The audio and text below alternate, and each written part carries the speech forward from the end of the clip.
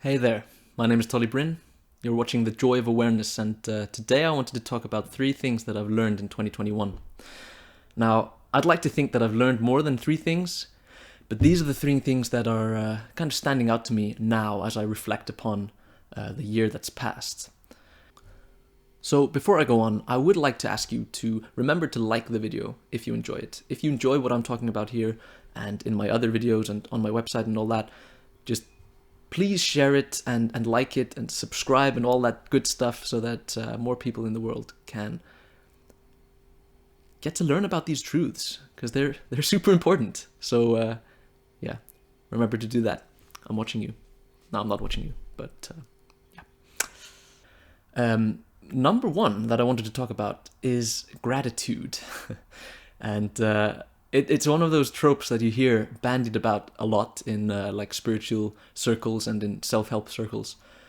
And I thought I understood what it was and what it meant and how powerful it was, but I absolutely didn't. It hasn't been until this year and especially the end of this year, like in the fall and into the winter, that I've truly started practicing this consistently. Like every morning, every evening, I take like 5 or 10 minutes, go over like 7 or 10 things that I am most grateful for in my life. And even though, like for the most part, it's the same things every time I go over them. Like it's my health, it's my family, it's my best friends, it's my home here in my new apartment. It's that my finances are going better than they've ever been going before, and I feel like the abundance is piling up. But even though I know these things are awesome and I know that I should be grateful for them, if I don't take the time every single day to actually acknowledge these things, then it's as if they go like I don't know, it's as if my brain goes straight to the negatives instead of focusing on the positives. And I found that gratitude is just a form of it's a form of mental alchemy, I would say. Like it's a way of turning lead to gold within your mind.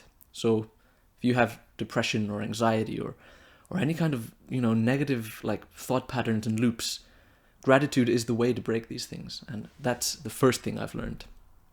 The second thing I've learned is that the idea that perfection is impossible can be used as an excuse not to try, like not to try to be as close to perfect as you can be. And I found this to be a pretty hard truth to swallow, actually, because I've always been a pretty moderate guy. Like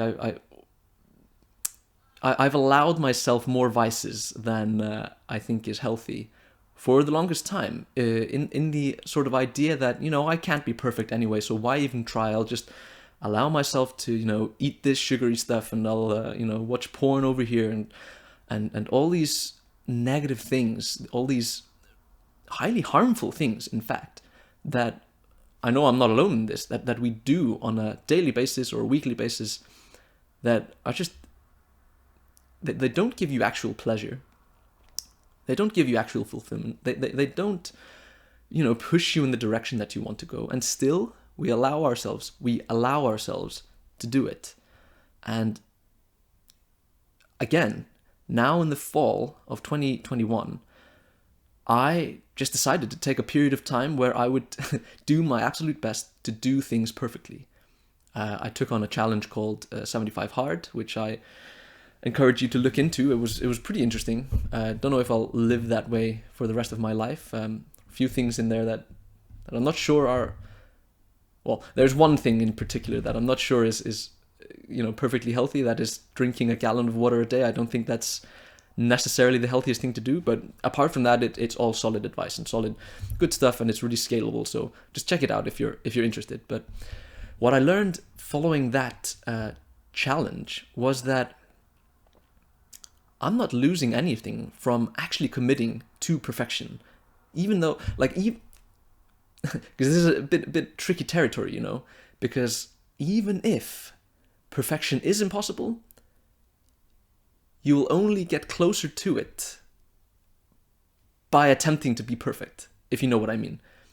So the person who accepts that there is no such thing as perfection and uses that as an excuse to not even try to attempt, or not even attempt to be perfect, he'll fall short of perfection, and probably fall way shorter than the person who's like, I don't care whether it's impossible or not, I'm still gonna try. So that's something that I learned now. Just following a perfect diet, following a perfect routine of exercising. Just be perfect in, every day I will go outside and exercise for 30 minutes or 45 minutes or whatever it is. You can make a commitment and you can follow it perfectly. And I had a period there where I had the flu for like 5 days. I was just like, my head was killing me. I had like aches in my bones, and like I had a fever, and just was really lethargic. But I still, and without any sense of like masochism, I still went out and exercised every single day. And by exercise, I mean I took some really slow walks around my neighborhood. But still, it was still a commitment that I had made. And I had made a commitment to do it perfectly. And I just did it. And it was awesome. And I can only say that I gained so much from those 75 days of perfection, or attempting perfection. Obviously I'm not perfect, and I know that. And I know perfection isn't ideal. It is highly unlikely that I'll ever be perfect, but yeah, the thing I did learn is that attempting to be perfect is, where the beginning of perfection lies. So that was number 2. So finally, the third thing that I've learned this year, which has been even more profound than the other two, which have been, profound in their own sense, definitely. But the third thing I've learned is that where attention goes, energy flows. And this is I think it's like a Hermetic saying. I've heard it way back. Like I've heard it many times before mentioned, and that's kind of what I love about what I've been learning, especially in recent like 1 or 2 years, is that everything you learn, I think probably everything that you learn can be viewed as having layers of deeper understanding. So with this, for instance, where attention goes, energy flows. I understood this to mean that, when I pay attention to my diet or to my exercise regimen, I'll become, more buff, and I'll I'll look better, and I'll feel better, and that is absolutely true.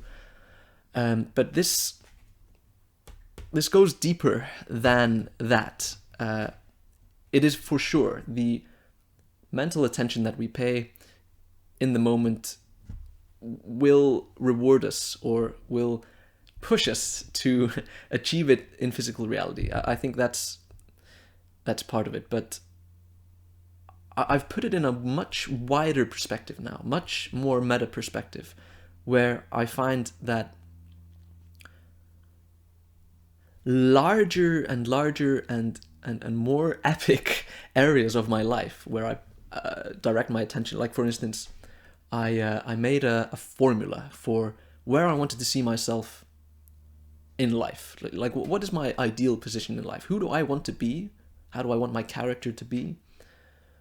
Where do I want to be financially? Where do I want to be physically? In regards to health, in regards to relationships, and love and spirituality. Where do I want to be? What is my ideal life, really? And as I said, I made a formula. I made a morning and evening routine where every morning and every evening I go over this formula, and I go over this vision of myself, of my life. And that is a form of directing attention where you want the energy to flow. And it's been absolutely amazing, simply because I had no idea what would happen by making this commitment. Like, every morning and every evening, directing your mental energy towards where you want to be, rather than towards what's going on Facebook, or, should I check out Netflix tonight, or whatever. And it just showed me the immense power of the human mind to forge and mold reality around it. And I'd say I've probably been following this this regimen, this mental regimen, for I'd say 9 months maybe, since early this year, probably March or April, that I started, that I wrote these formulas first. And I'm not exactly where I want to be. Ideally, I'm not at my end goal. Although that's another story. I've also realized that there is no end goal. There's only the journey. But that's another topic. Even though I'm not where I truly want to be right now, I am a whole lot closer to it now than I was in the beginning of the year. For instance, I set financial goals. Well, it's a long-term goal. I want to build an abundance of real estate. Really, like I bought this apartment, and I made my goal to buy as many apartments or real estate that I could, that were in bad condition, that I could fix up and make livable and make beautiful, and then rent them out, and thereby creating financial abundance for myself and a healthy living space for other people. That's one of the things that I set for myself. Another thing was to become more and more outspoken, more and more truthful and honest in the way I approach other people, which is certainly something that I have seen huge improvements in the last 9 months. I also set an intention for directing energy towards my business of Joy of Awareness. I absolutely love the work that I do here, even though, sometimes even the things you love, you get kind of tired of them, and you get kind of like, discouraged, and you don't know if you want to continue and all that, but making the commitment every morning and every evening that this is what I do want, this is what I want to work on every single day, just really, really helps put everything in perspective. So even if you miss a day here and there, you're still like, yeah, this is still my goal. Like, even if I missed a day, it's just a fluke. Like, the rule is that I work on this. The rule is that I attempt to create the life that I want. And that is just so important to me right now. Just understanding that it's about the journey, it's not about the destination, and it's not about whether or not it's possible. It's about what is it that you want, and direct your attention towards it. It's really that simple. Where attention goes, energy flows. This is a simple truth, but it is a truth, and it is a universal principle. We are incredible beings, and I don't know exactly what we are and why we're here or any of that, but I do know that what we've got in here, what we have here, this is a gift. This is something that we can use to benefit ourselves and all of society, and I'm afraid most people don't understand this, and they are stuck in vicious cycles of addiction, of procrastination, of lethargy and illness, and all of that terrible stuff that we all have the power to overcome, that we all have the power to resist. And I believe that is what we need to do, and the only way to do this. It's not social reform, it's not about charity, though those things can be certainly helpful. It is about individual responsibility. It's about taking responsibility for your own attention and directing it to where you want to go. So that's the third thing. So those were 3 things that I've learned in 2021.